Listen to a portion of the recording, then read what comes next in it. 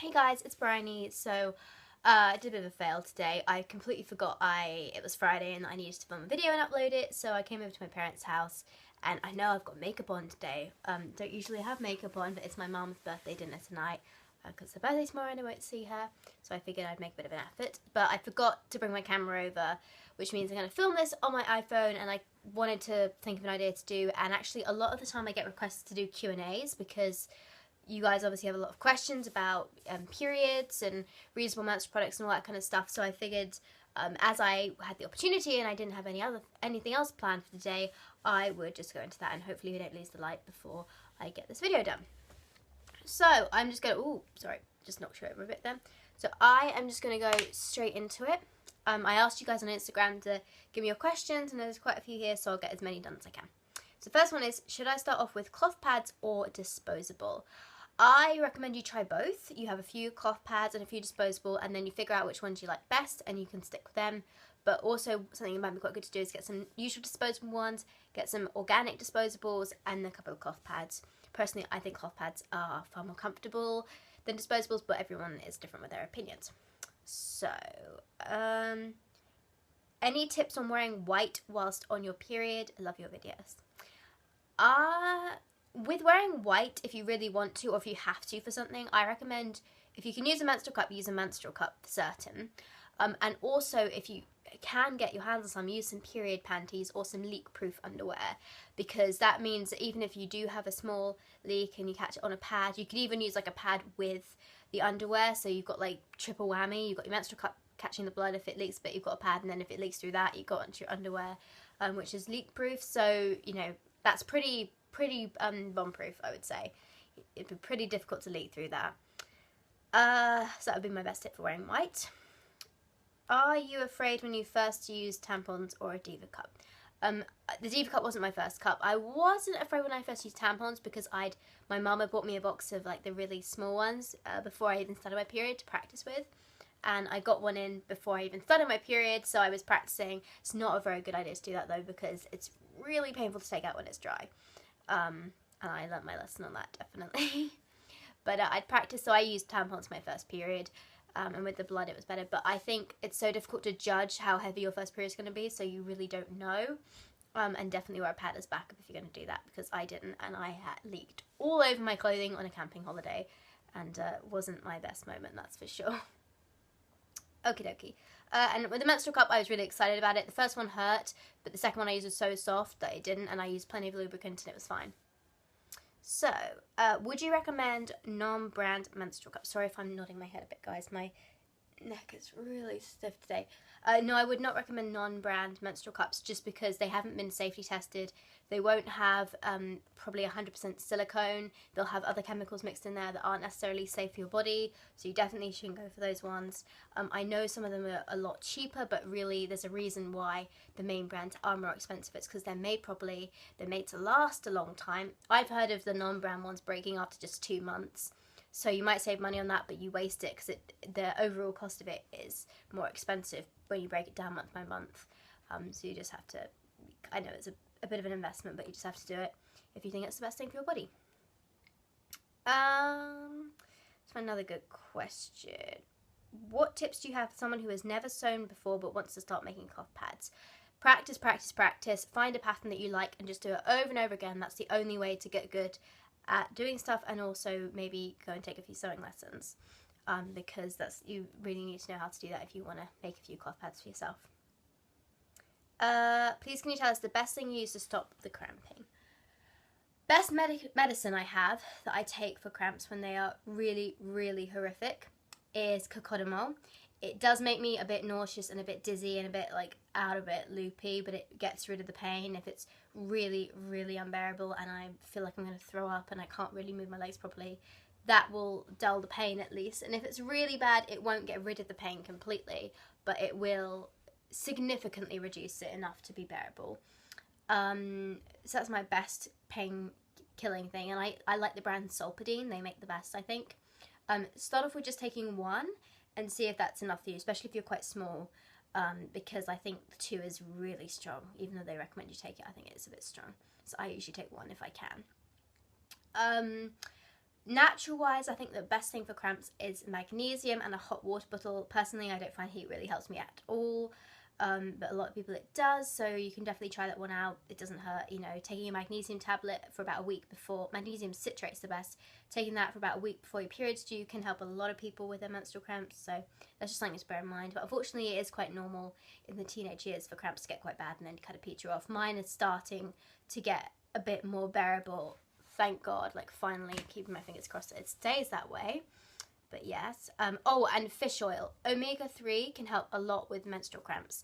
So if you can find a decent brand for that, it'd be good. I use the Eskimo, which is omega-3, 6 and 9 altogether, and it's actually quite easy to swallow even though it's big.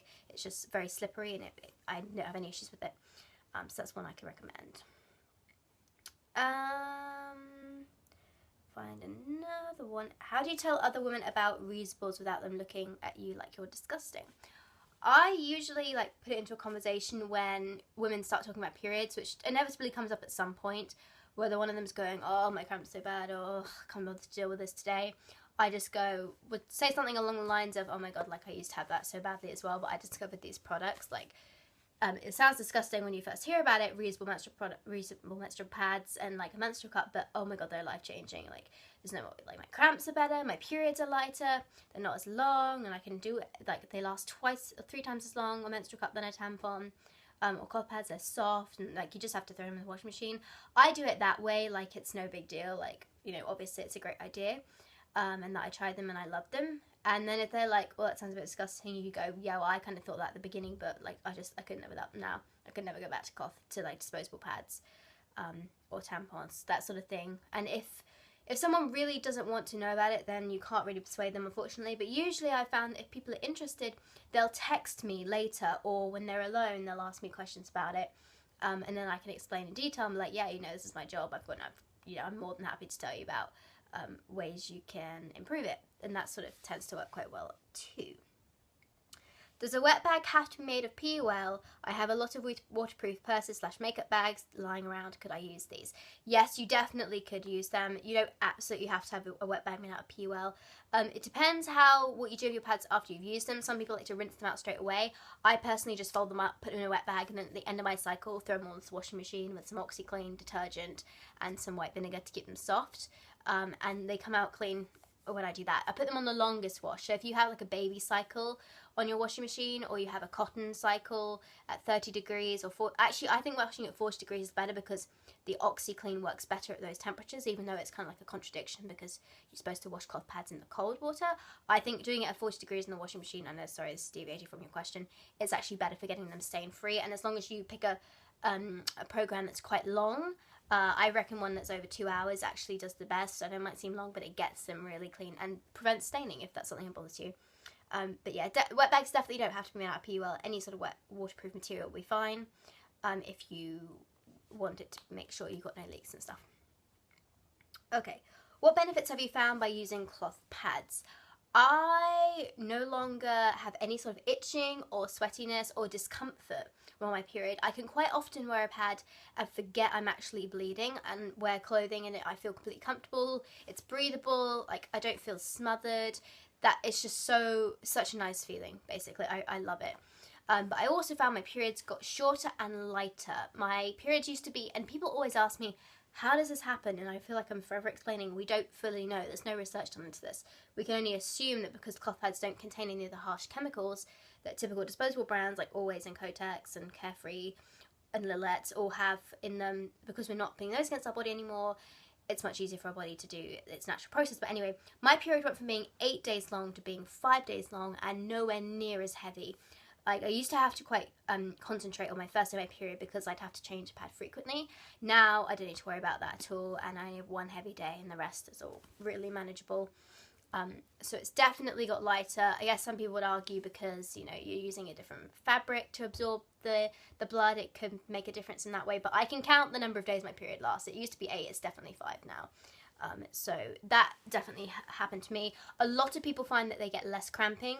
I found that tends to work more in people who are over 25 than people who are under that sort of age. It didn't help me with cramps at all, but it doesn't bother me because the other benefits are so big that it doesn't worry me at all. Anyway, a couple more questions now, guys, so this video doesn't get too long. Let me see. Can you use a cup when you're not on your period for discharge? You can, but I don't think it's very effective. Some people definitely do use it, and it's certainly safe to use it, but it'll just depend on how effective you find it, really. That's the best answer to that one. Right. One more question, I think. What's your thought of crochet tampons? I personally haven't used them. Crochet tampons are still made of an absorbent fabric. They're designed to absorb, whereas a menstrual cup is designed to collect the blood. And because they absorb, they do still carry a risk of TSS, toxic shock syndrome, although it is much, much less. The risk is far greater reduced by using them than using conventional tampons because they're not made of super absorbent materials. They're usually just made of, actually I think it's a cotton wool. I could be wrong on that because I haven't really looked into it properly, but they're definitely made of an absorbent fabric. And for that reason, I won't try them because I don't want to have any sort of risk of TSS. Cups don't have any risk of TSS associated with them. So for that reason, I've stick to my menstrual cups. But I have definitely heard a lot of positive reviews about crochet tampons. If you like tampons and you feel more comfortable with the idea of using a reusable tampon with a reduced chance of getting TSS as opposed to using a menstrual cup, which I can be quite scary, then definitely go for it. I think it's definitely something worth trying because lots of people I know absolutely love them. I'm just going to read a few more just in case, but I think that is pretty much it. Oh, actually, there's one more question I will answer. Can you put in a menstrual cup before your period starts to prevent being taken off guard? Yes, you can definitely do this. I know lots of women who do this. It's like fluff all over here. I know a lot of women who do that. It's perfectly safe to do that, especially if you think your period's going to start that day. Just make sure, if you're not someone who cramps and you don't get any other warning that your period's going to start, that you check it at some point during the day just to make sure, so you can take it out and clean it. Otherwise, you can get to the point where if your period starts, like me, my period starts and immediately I start bleeding quite heavily. Well, not very heavily, but reasonably heavily. Then you want to make sure you know when you started so you have some sort of idea of when you need to change it again. Otherwise, you might get caught off guard for that reason. Anyway, thank you so much for watching, guys. Please subscribe, and I will have normal videos back for you on Tuesday. Bye-bye.